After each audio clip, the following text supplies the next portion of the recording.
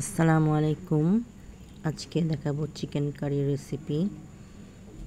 তা এই চিকেন কারিটা এইমাত্র রান্না করে বাটিতে বেড়ে নিয়ে এসেছি, এখনও ধোয়া বের হচ্ছে। তা এই সুন্দর কালারের এই চিকেন কারিটি কিভাবে রান্না করতে হয় সেটার রেসিপি এখন বলবো। প্রথমে আমি একটা ফার্মের মুরগি কেটে ধুয়ে পরিষ্কার করে নিয়েছিলাম। এরপর আমি কেটে রাখা আলু হলুদ মাখিয়ে সয়াবিন তেলে কড়াইতে ভেজে নিয়েছি। এরপর আলুগুলো দুই সাইড ভালো করে ভাজা হয়ে গেলে আলুটা একটা প্লেটে তুলে নিয়েছি। আলুটা তুলে নেওয়ার পর এরপর আমি এখানে আলুটা সয়াবিন তেলে ভেজেছিলাম। তা এখন আমি মুরগিটা রান্না করব সরিষার তেলে। এরপর আমি এই সয়াবিন তেলটার ভিতরে দিয়েছি পেঁয়াজ কুচি দিয়ে এরপর পেঁয়াজ কুচিটা একটু ভেজে নিয়েছি। আর এখানে একটু পেঁয়াজ ভাজার সাথে একটু গরম মশলা দিতে হবে। তার গরম মশলাগুলো আছে এখানে দারুচিনি, লবঙ্গ, তেজপাতা, এরপর রসুন বাটা দিয়ে দিলাম। দিয়ে এই মশলাগুলো একসাথে ভেজে নিচ্ছি। এখন আমি এখানে সরিষার তেল অ্যাড করলাম। তেল যেহেতু আলু ভাজার পর কমে গিয়েছিল, এরপর কিছুটা সরিষার তেল অ্যাড করেছি। অ্যাড করে এরপর আমি ভেজে নিচ্ছি। সুন্দর করে রসুনটা পেঁয়াজের সাথে গরম মশলার সাথে একসাথে ভেজে নিলাম। এখন একটু জিরা বাটা দিয়ে দিচ্ছি। জিরা বাটা দিয়ে সুন্দর করে পেঁয়াজটা ভেজে তারপর এখানে আমি কষানোর পানি দিয়ে দিয়েছি। কষানোর পানি দিয়ে হলুদের গুঁড়া, ধনিয়ার গুঁড়া, তারপর মরিচের গুঁড়া আর আদা বাটা দিয়ে দিলাম। এখন আমি সুন্দর করে মশলাটা কষিয়ে নিচ্ছি। মশলাটা কষতে একদম তেল ভেসে উঠেছে।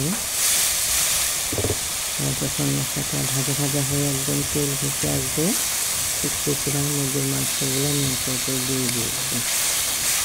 দিয়ে এখন আমি মুরগিটাকে ভালো করে কষিয়ে নিচ্ছি। মুরগিটা নেড়ে করে উঠে তারপর কেটে মাংস দেওয়া যখন মশলা ঠিকঠাক মতো যায়, এভাবে আমি মশলাটা কষিয়ে নিচ্ছি। মশলাটা কষাতে বেশ খানিকটা পানি উঠে মুরগি থেকে। এই পানিটা আমি জোরে জালে একদম ভাজা করে পানিটা টানিয়ে নেব। যখন মুরগিটা কষাতে একদম মুরগিটা থেকে তেল ভেসে উঠবে, তখন আমি আরেকটু সরিষার তেল দিলাম। তারপর সরিষার তেল দিয়ে এখন আমি সুন্দর মতো আবারও কষিয়ে নিচ্ছি।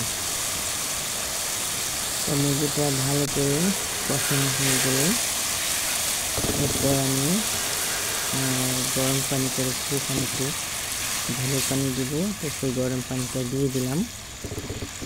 দিয়ে এখন নেড়ে চেড়ে মুরগিটা কিছুটা সময় আমি ফুটতে দিয়েছি। তা মুরগিটা জাল হয়ে যখন একদম সিদ্ধ হয়ে এসেছে, সেই সময় আমি এখানে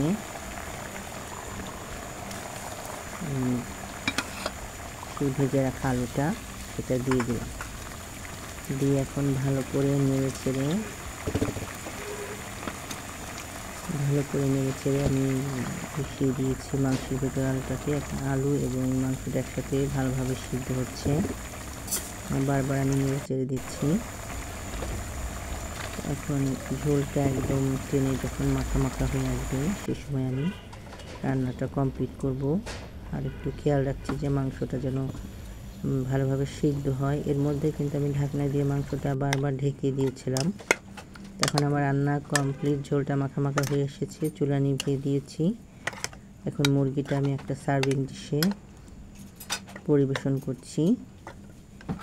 তা এখানে পুরো মুরগিটাই সার্ভিং ডিশে দিয়ে দিলাম।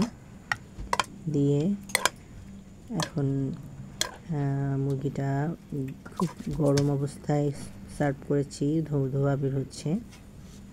যাই হোক, এখানে মুরগিটা এই যে এরকম একটা লুক এসেছে। এই মুরগিটা খেতে অনেক টেস্টি হয়েছিল। এটা একদমই নর্মাল সিম্পল মশলা দিয়ে সাধারণভাবে রান্না করা মুরগি, যেটা যে কেউ রান্না করতে পারবে। একটা ব্যাচেলর মানুষ যে কিনা রান্না পারে না, নতুন শিখছে, তার জন্য এই রেসিপিটা সবচাইতে বেশি সহজ হবে এবং খেতে অনেক টেস্টি হয়, খেতে অনেক মজার হয়। এভাবে মুরগি রান্না করে আপনারা বাসায় খেয়ে দেখবেন। আজকের মতো খোদা হাফেজ।